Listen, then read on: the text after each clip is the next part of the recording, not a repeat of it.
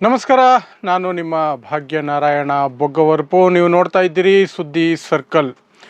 ದೆಹಲಿಯ ಪಾಶ್ ಏರಿಯಾದಲ್ಲಿ ಸುತ್ತಮುತ್ತ ಮಿನಿಸ್ಟರ್ಗಳು, ದೊಡ್ಡ ದೊಡ್ಡ MP ಗಳು ಇರುವಂತಹ ಏರಿಯಾದಲ್ಲಿ ಇರುವಂತಹ ಒಂದು ಪೊಲೀಸರ ಸ್ಟೋರ್ ರೂಮ್, ಸ್ಪೆಷಲ್ ಸೆಲ್ ಅಂತ ಕರೀತಾರೆ. ಕದ್ದ ಮಾಲುಗಳು ಅಥವಾ ರಿಕವರಿ ಆದ ಮಾಲು, ಸೀಸ್ ಆದ ಮಾಲುಗಳು ಅಲ್ಲಿ ಇಟ್ಟಿರ್ತಾರೆ. ಅದಕ್ಕೆ ದೊಡ್ಡ ಭದ್ರತೆಯನ್ನು ಕೊಟ್ಟಿರ್ತಾರೆ. ಆದರೆ ಅಲ್ಲಿಂದಾನೇ ಪೊಲೀಸ್ ಪೇದೆನೇ ಒಬ್ಬ 51 ಲಕ್ಷ ರೂಪಾಯಿ ನಗದು, 2 ಬಾಕ್ಸುಗಳ ತುಂಬ ಚಿನ್ನವನ್ನು ತೆಗೆದುಕೊಂಡು ಹೋಗಿದ್ದಾನೆ. ಆ ನಂತರ ಸಿಗಾಕೊಂಡಿದ್ದಾನೆ.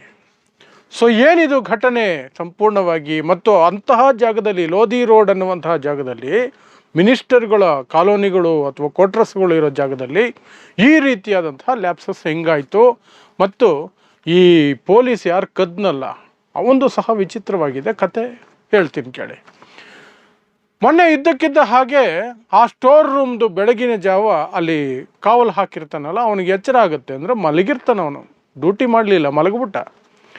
ಎಚ್ಚರ ಆಗಿದ ತಕ್ಷಣ ನೋಡ್ತಾನೆ ಸ್ಟೋರ್ ರೂಮ್ದು ಡೋರು ಓಪನ್ ಇದೆ. ಎದ್ನೋ ಬಿದ್ನೋ ಅಂತ ಒಳಗಡೆ ಹೋಗಿ ನೋಡ್ತಾನೆ. ಏನು ಮಿಸ್ ಆಗಿದೆಯೋ ಗೊತ್ತಾಗಲ್ಲ. ಯಾಕಂದರೆ ದೊಡ್ಡ ಲಾಟುಗಳು ಇರ್ತವೆ, ಹಣ ಇರುತ್ತೆ, ವಸ್ತುಗಳು, ಚಿನ್ನ ಎಲ್ಲ ಇರುತ್ತೆ. CCTV ಚೆಕ್ ಮಾಡಿದ್ರು. ಒಬ್ಬ ವ್ಯಕ್ತಿ ಸಿನಿಮೆಯ ರೀತಿಯಲ್ಲಿ ತಲೆಗೆ ಹೆಲ್ಮೆಟ್ ಹಾಕ್ಕೊಂಡಿದ್ದಾನೆ. ಅಲ್ಲಿಂದ ಒಂದಷ್ಟು ಹಣ, 2 ಬಾಕ್ಸ್ ಚಿನ್ನ ತೆಗೆದುಕೊಂಡು ಹೋಗ್ತಾ ಇರೋದು CCTVಯಲ್ಲಿ ಸರಿಯಾಗುತ್ತೆ. ಆ CCTV ಆಧರಿಸಿ ಅಲ್ಲಿ ಚೆಕ್ ಮಾಡ್ತಾರೆ ಏನು ಮಿಸ್ಸಿಂಗ್ ಆಗಿದೆ, ಆ CCTVಯಲ್ಲಿ ಇರುವಂಥದ್ದೇನು, ಇಲ್ಲಿ ಮಿಸ್ಸಿಂಗ್ ಆಗಿರೋದೇನು ಅಂತ ಇನ್ವೆಂಟ್ರಿ ನೋಡಿದಾಗ ಗೊತ್ತಾಗುತ್ತೆ. 51 ಲಕ್ಷ ರೂಪಾಯಿ ಹಣ, 2 ಬಾಕ್ಸ್ಗಳು ಚಿನ್ನವನ್ನು ಇಟ್ಕೊಂಡಿದ್ದೆ, ಸೀಸ್ ಮಾಡಿದ್ದು ಚಿನ್ನ ಇತ್ತಲ್ಲ ಅದನ್ನು ತೆಗೆದುಕೊಂಡು ಹೋಗಿದ್ದಾನೆ ಅಂತ. ಆ ನಂತರ ಆ ಕೇಸ್ ಹಿಂದೆ ಬೀಳ್ತಾರೆ. ಯಾರದು ಬಂದಿದ್ದು, ಅವನಿಗೆ ಬೀಗ ಹೇಗೆ ಬಂತು, ಆ ವ್ಯಕ್ತಿ ಯಾರು ಅಂತ ನೋಡಿದಾಗ ಅವನು ಹೊರಗಿನ ಕಳ್ಳ ಅಲ್ಲ, ಪೊಲೀಸ್ ಡಿಪಾರ್ಟ್ಮೆಂಟ್ನವನೇ, ಕಾನ್ಸ್ಟೇಬಲೇ. ಅವನ ಹೆಸರು ಖುರ್ಷಿದ್ ಅಂತ.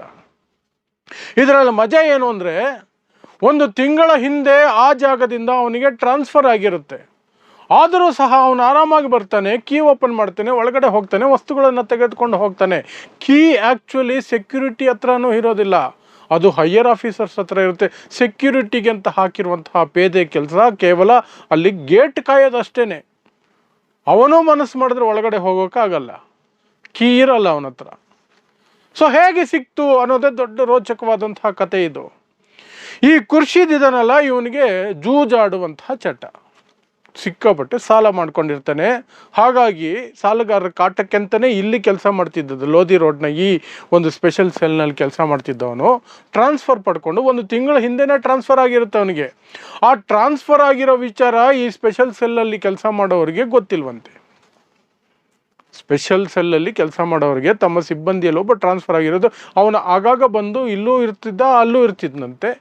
ಇವರು ಆರಾಮಾಗಿ ಅವನನ್ನು ನಾರ್ಮಲ್ಲು ಸ್ಟಾಫ್ ಅಲ್ವಾ ಅನ್ನೋ ರೀತಿಯಲ್ಲಿ ಟ್ರೀಟ್ ಮಾಡ್ತಿದ್ರು. ಈ ಗ್ಯಾಪಲ್ಲಿ ಏನು ಮಾಡಿದ್ದಾನೆ, ಆ ಕೀ ಒಂದು ದಿನ ನೋಡಿಕೊಂಡು ಅದರದ್ದು ಮುದ್ರೆ ತಗೊಂಡು ಹೋಗಿ ಒಂದು ಡೂಪ್ಲಿಕೇಟ್ ಕೀನ ರೆಡಿ ಮಾಡ್ಕೊಂಡಿದ್ದಾನೆ. ಡೂಪ್ಲಿಕೇಟ್ ಕೀ ರೆಡಿ ಮಾಡಿಕೊಂಡು ಮೊನ್ನೆ ಬೆಳಗಿನ ಜಾವ 4 ಗಂಟೆಗೆ ಬಂದಿದ್ದಾನೆ. ಸೆಕ್ಯೂರಿಟಿ ಮಲಗಿದ್ದಾನೆ ಆರಾಮಾಗಿ, ಫುಲ್ಲು ಡೀಪ್ ನಿದ್ದೆ. ಸೆಕ್ಯೂರಿಟಿ ಅಲ್ವಾ, ಡೀಪ್ ನಿದ್ದೆಯಲ್ಲಿದ್ದಾನೆ ಆ ಪೇದೆ. ಪೊಲೀಸ್ ಅವನು ಓಪನ್ ಮಾಡ್ದ, ಒಳಗಡೆ ಹೋದ, ಎಲ್ಲ ತಗೊಂಡ, ವಾಪಸ್ಸು ಬಾಗಿಲು ಮುಚ್ಚೋದು ಮರ್ತೋಗ್ಬಿಟ್ಟ. ಇಲ್ಲೇ ಸಿಗಾಕೊಂಡಿದ್ದವನು. ಅದೇನಾದರೂ ವಾಪಸ್ ಮುಚ್ಚಿಬಿಟ್ಟಿದ್ದಿದ್ರೆ ಸುಮ್ಮನೆ ಯಾಕೆ ಅನ್ಕೊಂಡಿದ್ರೆ ಒಳಗಡೆ ಇರೋದನ್ನು ಯಾಕೆ ಚೆಕ್ ಮಾಡೋಕ್ಕೆ ಹೋಗಿರೋರು? ಯಾವತ್ತೋ ಚೆಕ್ ಮಾಡಿರೋರು, ವಾರ ಬಿಟ್ಟು 10 ದಿನವೋ 20 ದಿನವೋ 1 ತಿಂಗಳು.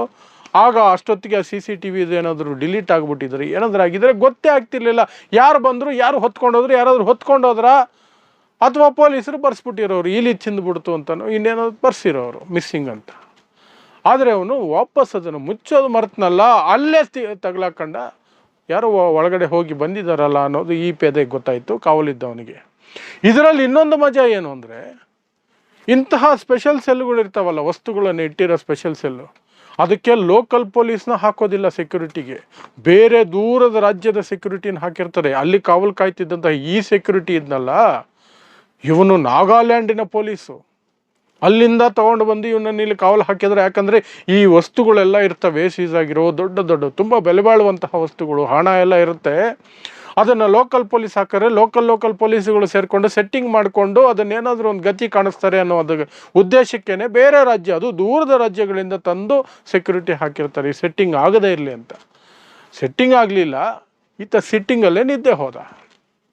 ಖುರ್ಷಿದ್ ಅನ್ನುವಂಥ ಆ ಪೊಲೀಸ್ ಪೇದೆಗೆ ಅವಶ್ಯಕತೆ ಇತ್ತು, ಸಿಕ್ಕಾಪಟ್ಟೆ ಸಾಲ ಮಾಡ್ಕೊಂಡಿದ್ದ, ಹೋದ. ಅವನ ಕರ್ಮಕ್ಕೋ ಅಥವಾ ಅವನ ದಡ್ಡತನಕ್ಕೋ ಅದನ್ನು ವಾಪಸ್ ಲಾಕ್ ಮಾಡೋದು ಮರ್ತ CCTV ನೋಡೋದಕ್ಕೆ ಅವಕಾಶ ಸಿಕ್ತು. ಆ ನಂತರ ಅದೇ ದಿನ ಬೆಳಗಿನ ಜಾವ 9 ಗಂಟೆ ಒಳಗಡೆ ಆ ಪೇದೆಯನ್ನು ಅವನ ಮನೆಗೆ ಹೋಗಿ ಸೌತ್ ಡೆಲ್ಲಿಯಲ್ಲಿ ಅವನನ್ನು ಅರೆಸ್ಟ್ ಮಾಡಿದ್ದಾರೆ. ಸೊ ಇದು ಪೊಲೀಸ್ ಸ್ಟೇಷನಲ್ಲಿ ಲೂಟಿ ಹೊಡೆದಂತಹ ಪೊಲೀಸನ ಒಂದು ಘಟನೆ ಇತ್ತೀಚೆಗೆ ನಡೆದಿರುವಂಥದ್ದು. ಸ್ವಾರಸ್ಯಕರ ಅನ್ನಿಸ್ತು, ನಿಮ್ಮ ಮುಂದೆ ಇಡುವ ಪ್ರಯತ್ನ ಮಾಡಿದ್ದೀನಿ.